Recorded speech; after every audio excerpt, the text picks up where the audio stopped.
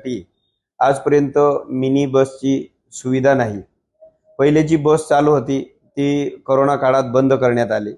त्याच्यानंतर आम्ही खूपदा म्हणजे आगार प्रमुख असतील, त्याच्यानंतर कलेक्टर ऑफिस असतील, डीपीडीसी मध्ये असतील, आम्ही असे अनेकदा मागणी केली, परंतु तोरणमाळसाठी अजूनपर्यंत बस मिळालेली नाही। तिथं म्हणजे अजून आम्हाला खाजगी गाड्याने जे प्रवास करतो, आम्ही जे गाडीच्या वर बसून जीव धोक्यात टाकून प्रवास करावा लागतो। आम्हाला तोरणमाळ ते शहादा येथे 60 किलोमीटर आणि आमचं सगळं मार्केट असतील, दवाखाना असतील, शिक्षणासाठी शाळा असतील, तिथं आमच्या भागातील पोरं आहे किंवा नागरिक आहे मोठ्या प्रमाणात शहाद्याला जावं लागतं। त्याच्यासाठी आम्ही वारंवार बसची मागणी केलेली, परंतु अजूनपर्यंत आम्हाला बस मिळालेली नाही।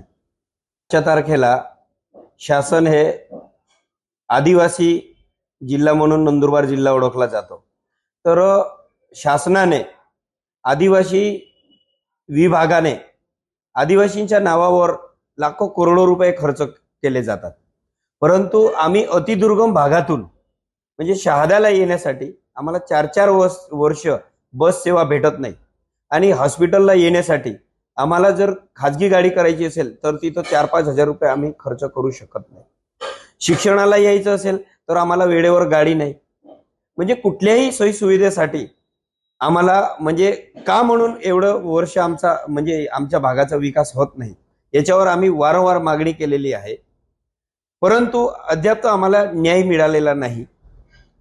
त्याचं कारण असं आहे की ठीक आहे, आजच्या तारखेला समजा दरड कोसळली किंवा पावसाळ्याचे दिवस आहे तो वेगळा भाग आहे, परंतु बस देणं हे शासनाचं काम आहे। 4-4 वर्ष एका पर्यटक सारखा म्हणजे ठिकाणावर बस नाही, हे किती दुर्दैवी बाब आहे।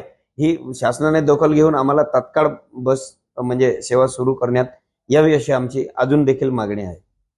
अशाच घडामोडींचा आढावा घेण्यासाठी आजच आपल्या YouTube चॅनलला सबस्क्राइब करा।